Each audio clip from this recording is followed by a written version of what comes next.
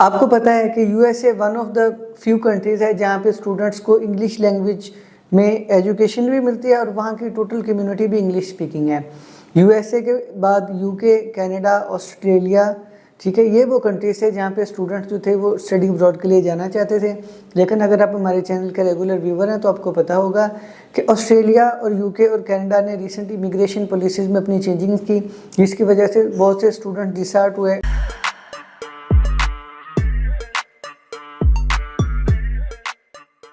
अस्सलाम वालेकुम दोस्तों, मैं हूं अब्दुल बासित। आप देख रहे हैं हमारा यूट्यूब चैनल WSL कंसल्टेंट्स। आज की वीडियो में आपको बताऊंगा कि अगर आप यूएसए में जाके मास्टर या बैचलर डिग्री हासिल करना चाहते हैं तो वहाँ पे एडमिशन कैसे अप्लाई कर सकते हैं, वहाँ पे आप वीज़ा कैसे अप्लाई कर सकते हैं, इसका टोटल क्या एक्सपेंस होगा, इसका टोटल क्या प्रोसीजर होगा, ये सब हम आज की वीडियो में बात करेंगे।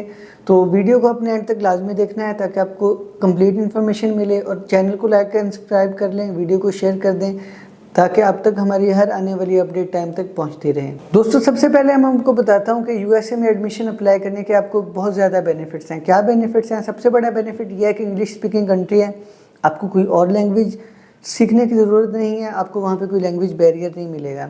दूसरा बड़ा एडवांटेज इसका ये है कि यहाँ पर आपने फ़ीस एडवांस नहीं पे करनी, फ़ीस आपने वहाँ यूनिवर्सिटी में जाके पे करनी है। बहुत ही थोड़ा सा आपको इनिशियल डिपॉजिट रिक्वायर्ड होता है जो कि आपको I-20 के टाइम पे देना होता है। वो I-20 मिलने के बाद, वीज़ा मिलने के बाद आप फिज़िकली जाके अपनी बाकी फ़ीस यूएसए में जाके पे कर सकते हैं। तो ये इस वाले से बहुत ही ज़्यादा कॉस्ट इफ़ेक्टिव और इकोनॉमिकल सिचुएशन है। ऐसे स्टूडेंट्स जो 70-80 लाख 90 लाख कनाडा का अफोर्ड नहीं कर सकते, यूएसए में उनका बहुत ही कम कॉस्ट में एडमिशन भी मिलता है, वीज़ा भी लगता है और आपने बाकी सारे एक्सपेंसेस वहाँ जाके पे करने होते हैं। तो आपकी कोई भी ज़्यादा फाइनेंशियल स्टक नहीं होते इसमें। इसके अलावा इसका बेनिफिट ये है कि यूएसए आपको कनाडा की तरह वर्क परमिट की अपॉर्चुनिटीज़ भी देता है, पोस्ट ग्रेजुएट वर्क परमिट मिलता है। इसके अलावा आपको CPT और OPT के भी ऑप्शंस मिलते हैं। CPT OPT क्या है, इसके बारे में हम आपको लॉन्ग वीडियो में बताऊंगा। अभी मैं आपको थोड़ा सा बताता चलूँ कि आप अपने कोर्स और प्रोग्राम के रिलेटेड छुट्टी लेकर अपनी स्टडी के दौरान ही वहाँ पे इंटर्नशिप कर सकते हैं, वहाँ पे एक तरह की जॉब प्लेसमेंट कर सकते हैं जिसको CPT या OPT कहते हैं। तो इस दौरान में आपको वहाँ पे एक्सपीरियंस हासिल करने का भी मौका मिलता है, प्लस वहाँ पे आप फुल टाइम अर्निंग भी कर सकते हैं, प्लस आपका F1 का स्टेटस भी मेनटेन रहता है। आपको पता है कि USA one of the few countries है जहाँ पे स्टूडेंट्स को इंग्लिश लैंग्वेज में एजुकेशन भी मिलती है और वहाँ की टोटल कम्युनिटी भी इंग्लिश स्पीकिंग है। यूएसए के बाद यूके, कनाडा, ऑस्ट्रेलिया, ठीक है, ये वो कंट्रीज है जहाँ पे स्टूडेंट्स जो थे वो स्टडी अब्रॉड के लिए जाना चाहते थे। लेकिन अगर आप हमारे चैनल के रेगुलर व्यूवर हैं तो आपको पता होगा कि ऑस्ट्रेलिया और यूके और कनाडा ने रिसेंट इमिग्रेशन पॉलिसीज़ में अपनी चेंजिंग की, जिसकी वजह से बहुत से स्टूडेंट डिसहार्ट हुए। अब स्टूडेंट्स का फोकस यूएसए की तरफ है क्योंकि यूएसए ने ऐसी कोई भी चेंजेस नहीं की जिससे इंटरनेशनल स्टूडेंट्स वहाँ पर आने के लिए डिस्करेज हों। तो यूएसए आपके पास अच्छा ऑप्शन बचा है। सबसे पहले हम बात करते हैं कि यूएसए की यूनिवर्सिटीज़ में एडमिशन लेने के लिए आपको क्या क्या रिक्वायरमेंट्स चाहिए होंगी। सबसे पहले हम इंटेक्स की बात कर लेते हैं। दोस्तों, यूएसए में आपको 2 से 3 इंटेक्स मिल जाती हैं। 2 मेजर इंटेक्स हैं। एक आपको विंटर इंटेक मिलती है जिसको हम सितंबर इंटेक भी कहते हैं, जिसको हम फॉल इंटेक भी कहते हैं। इसके अलावा जो दूसरी मेन इंटेक है उसको हम स्प्रिंग इंटेक कहते हैं। स्प्रिंग जो कि जनवरी-फरवरी में जिसकी क्लासेस स्टार्ट होती हैं। कुछ यूनिवर्सिटीज़ में आपको समर की भी टर्म मिल जाती है लेकिन वो बहुत ही कम लेवल पे होती है। आपको मोस्टली कॉलेजेस और यूनिवर्सिटीज़ में जो मैक्सिमम प्रोग्राम्स हैं वो या तो आपको फाल में मिलेंगे या आपको स्प्रिंग में मिलेंगे। तो एडमिशन के लिए आपको सबसे पहले वहाँ की एडमिशन की रिक्वायरमेंट्स को समझना ज़रूरी है। अगर तो आप ऐसे स्टूडेंट हैं जिसने अभी इंटरमीडिएट किया है, आप एक फ्रेश स्टूडेंट हैं, तो आप वहाँ पे बैचलर डिग्री के लिए जाना चाह रहे होंगे। बैचलर डिग्री के लिए आपको 12 ईयर की एजुकेशन रिक्वायर्ड है जो कि पाकिस्तान में FSc, ICS, ICOM, ठीक है, इंटरमीडिएट की जो भी क्वालिफिकेशन है वो यूएसए में आपकी सब रिकॉग्नाइज्ड हैं, आप उसकी बेस पे अप्लाई कर सकते हैं। इसके साथ साथ आपको चाहिए होंगे लैंग्वेज प्रोफिशेंसी के रिजल्ट्स। बहुत सी यूनिवर्सिटीज़ हैं वो आपको विदाउट आर्ट्स पे एडमिशन दे देती हैं, जबकि कुछ यूनिवर्सिटीज़ हैं जो आपसे डिमांड करती हैं कि आपको लैंग्वेज प्रोफिशेंसी का हमें कोई लेटर दें।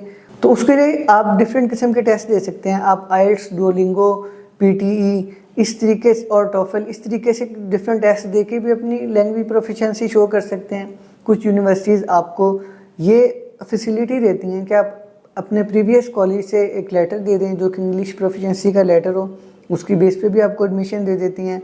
वरना फिर वहाँ पे आपको एक इंग्लिश लैंग्वेज पैथवे का कोर्स करना होता है। जब आप उस पैथवे को, उस इंटेंसिव इंग्लिश लैंग्वेज प्रोग्राम को कंप्लीट कर लेते हैं तो उसके बाद आपको आपके सिलेक्टेड डिग्री प्रोग्राम में एडमिशन मिल जाता है। तो आप विदाउट आइल्स पैथवे प्रोग्राम के थ्रू जा सकते हैं, और अगर आपके पास आइल्स या डुओलिंगो या पीटीई या टोफल ऐसा स्कोर मौजूद है तो आप डायरेक्ट यूनिवर्सिटी में डिग्री में एडमिशन ले सकते हैं। अगर हम मास्टर्स डिग्री की बात करें तो यहाँ पे आपको 16 ईयर्स की एजुकेशन रिक्वायर्ड है, जो कि आप या तो BS 16 ईयर कर सकते हैं, या फिर आपके पास 2+2 बैचलर और मास्टर की क्वालिफिकेशन है, वो भी US में एक्सेप्टेबल है, कम्प्लीटली एक्सेप्टेबल है, आप उसकी बेस पर भी अप्लाई कर सकते हैं। अगर हम मिनिमम CGPA की बात करें तो दोस्तों इसका कोई ख़ास आंसर नहीं होता, आपकी ओवरऑल प्रोफाइल पे, यूनिवर्सिटी की रैंकिंग पे, कोर्स की डिमांड पे ये डिपेंड करता है। लेकिन फिर भी आपके पास अगर 2.5 या उससे अबव का CGPA है तो आप सेल्फ फंडेड वाले प्रोग्राम्स में एडमिशन ले सकते हैं, आपके एक्सेप्टेंस के चांसेस अच्छे हैं। लेकिन अगर आप चाहते हैं कि आपको एक्सेप्टेंस रेट बिल्कुल अच्छा मिले और आप किसी स्कॉलरशिप के लिए भी एलिजिबल हो जाएं, तो कोशिश करें कि आपका CGPA 3 या 3.5 के आसपास होना चाहिए। इससे आपको एडमिशन सिक्योर करना भी इजी होगा और आप उनकी बहुत सी स्कॉलरशिप के लिए भी एलिजिबल हो जाएंगे। मास्टर्स के लिए इंग्लिश लैंग्वेज प्रोफिशिएंसी बिल्कुल वही रिक्वायरमेंट्स बैचलर्स की तरह आप अपनी प्रीवियस यूनिवर्सिटी से इंग्लिश लैंग्वेज प्रोफिशिएंसी सर्टिफिकेट पर भी एडमिशन ले सकते हैं, या आप आइल्स, डुओलिंगो, PTE या टोफल की बेस पे भी एडमिशन ले सकते हैं। दोस्तों अगर हम स्कॉलरशिप्स की बात करें तो USA में आपको बहुत सी स्कॉलरशिप्स मिल जाती हैं, लेकिन इसके लिए उनका एक ख़ास क्राइटेरिया होता है जिसको आपने क्रॉस करना होता है।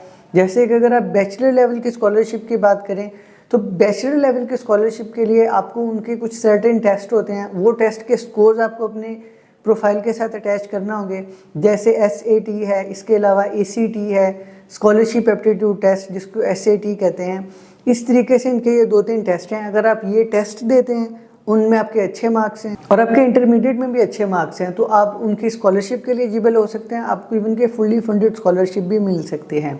इसी तरीके से अगर हम मास्टर्स की स्कॉलरशिप की बात करें तो बहुत सी यूनिवर्सिटी स्कॉलरशिप के लिए GRE की रिक्वायरमेंट करती हैं। GRE एक गेट बेस्ड टेस्ट होता है जो आपने अपने सब्जेक्ट के हवाले से देना होता है। इस टेस्ट का जब आपके पास एक अच्छा स्कोर होता है और आप अपने एडमिशन के साथ उसको अटैच करते हैं तो यूनिवर्सिटीज़ आपको ऑटोमेटिकली स्कॉलरशिप्स के लिए सिलेक्ट कर लेती हैं अगर आप उनके कट ऑफ को पूरा करते हैं। तो इस तरीके से आपको USA में स्कॉलरशिप्स के लिए अच्छे मार्क्स चाहिए और उनके जो टेस्ट हैं जैसे GRE है, SAT है, ACT है, ऐसे स्कोर्स अगर आपके पास हैं तो फिर आप आसानी से USA की स्कॉलरशिप्स को अवेल कर सकते हैं। अगर हम बात करें कि यूनिवर्सिटीज़ में एडमिशन कैसे अप्लाई करना है तो दोस्तों इसका एक छोटा सा रूल ऑफ थंब है। सबसे पहले अपने गूगल पे जाके या हमारे पास आके या किसी भी काउंसलर के पास जाके अपनी रेलिवेंट यूनिवर्सिटीज़ को शॉर्टलिस्ट करना है। यूनिवर्सिटीज़ को शॉर्टलिस्ट करते हुए आपने ध्यान रखना है कि आपने स्टेट देखनी है कि वो स्टेट आपकी कॉस्ट ऑफ लिविंग को मेंटेन रखे। इसके अलावा आपने चेक करना है कि यूनिवर्सिटी जो है वो वहाँ पे आपको फंडिंग अपॉर्चुनिटीज़ कैसी हैं, वहाँ पे ट्यूशन फीस आपको क्या देखने को मिलती है, इसके अलावा वहाँ का एक्सेप्टेंस रेट क्या है, ये कुछ चीज़ें आपने देखनी है। इसके बाद आपने अपनी सिटी और ट्यूशन फीस और लिविंग एक्सपेंस के हवाले से एक लिस्ट तैयार कर लेनी है जिसमें मैं आपको सजेस्ट करूँगा कि कम से कम 5 से 6 यूनिवर्सिटीज़ आपने शॉर्ट लिस्ट करनी है। हर यूनिवर्सिटी के 1 या 2 प्रोग्राम में आप अप्लाई कर देंगे। अप्लाई करने के लिए आपको इसकी एप्लीकेशन फ़ीस भी रिक्वायर्ड होगी। तो दोस्तों स्टेट के हवाले से इनकी डिफरेंट फ़ीस है। आपको तकरीबन 75 से 100 या $120 तक भी यूनिवर्सिटीज़ मिलती हैं जिनकी एप्लीकेशन फ़ीस होती है। तो हर यूनिवर्सिटी की अपनी एप्लीकेशन फ़ीस है, वो आपने यूनिवर्सिटी की वेबसाइट से देख लेनी है। आपने यूनिवर्सिटी की वेबसाइट पे उनके पोर्टल पे साइन अप करना है, वहाँ पे आपने ऑनलाइन अप्लाई करना है। अप्लाई जब आपका सक्सेसफुली हो जाएगा फिर आपको universities with in 2 to 4 to 6 weeks depending upon the university और आपके कोर्स की डिपेंड करता है, आपको एडमिशन लेटर मिल जाएगा। एडमिशन लेटर मिलने के बाद आपने उस ऑफ़र को एक्सेप्ट करना होगा। ऑफ़र को एक्सेप्ट करने के बाद आपको बैंक स्टेटमेंट चाहिए होगी क्योंकि आपकी जो ट्यूशन फीस और लिविंग एक्सपेंस होगा उसकी वो आपको डिटेल यूनिवर्सिटी सेंड करेगी। उस डिटेल के बराबर आपने यूनिवर्सिटी को बैंक स्टेटमेंट भेजनी है।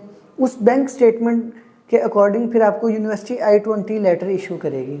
दोस्तों जो I-20 लेटर होता है वो आपके US वीज़ा के लिए बहुत इंपॉर्टेंट डॉक्यूमेंट होती है, उसी के बेस पर ही आपका USA का वीज़ा अप्लाई होता है। तो I-20 लेने के लिए आपको कुछ यूनिवर्सिटीज़ इनिशियल फ़ीस डिपॉजिट भी मांग सकती हैं, तो आपने वो उनको फ़ीस डिपॉजिट दे के इनिशियल वहाँ से एडमिशन लेटर के थ्रू I-20 हासिल कर लेना है। I-20 मिलने के बाद अब नेक्स्ट स्टेप आता है कि अपने वीज़ा कैसे अप्लाई करना है। दोस्तों वीज़ा अप्लाई करने के लिए आपने US ट्रैवल डॉक्स की वेबसाइट पे जाना है, वहाँ पे आपने अपना अकाउंट पे करना है। MRV फ़ीस पे करनी है जो $185 होती है, जो कि आजकल के रेट के मुताबिक तकरीबन 55,000 रुपीज़ बन रही है। उसकी बेस पर आप यूएस एम्बेसी चाहे कराची या इस्लामाबाद वहाँ पे आप अपनी अपॉइंटमेंट बुक करेंगे। अपॉइंटमेंट वाले दिन आपने अपना I-20 लेके जाना है, अपना एडमिशन लेटर लेके जाना है, और इसके साथ साथ आपने वहाँ पे अपने जो भी सपोर्टिंग डॉक्यूमेंट होंगे, फाइनेंशियल डॉक्यूमेंट्स होंगे, उनको अपने साथ लेके जाना है। इन डॉक्यूमेंट्स के साथ जब आप एम्बेसी जाएंगे वहाँ पे आपका एक फॉर्मल इंटरव्यू होगा। तो यूएसए का वीज़ा जो है वो मोस्टली इंटरव्यू बेस्ड होता है। तो आपको वहाँ पे अपने कोर्स को डिफेंड करना होगा, अपने प्रोग्राम को डिफेंड करना होगा, अपने फ्यूचर प्लान बताने होंगे, अपने होम टाइज को शो करना होगा। तो इसके हवाले से यूएसए के इंटरव्यू में जितने भी क्वेश्चंस पूछे जाते हैं उसके हवाले से हम ऑलरेडी वीडियो बना चुके हैं। वीडियो का लिंक आपकी डिस्क्रिप्शन में मौजूद है, वहाँ पे आप चेक कर सकते हैं। ऑन द स्पॉट आपको वीज़ा का डिसीजन मिल जाता है और उसके साथ ही आप अपनी क्लासेस के लिए जाने के लिए रेडी होते हैं। तो दोस्तों ये थी वीडियो यूएसए में स्टडी के हवाले से। वीडियो अगर आपको पसंद आई है तो वीडियो को लाइक कर दें, चैनल को सब्सक्राइब कर दें। इसके साथ ही इजाज़त चाहता हूँ। अल्लाह हाफिज़।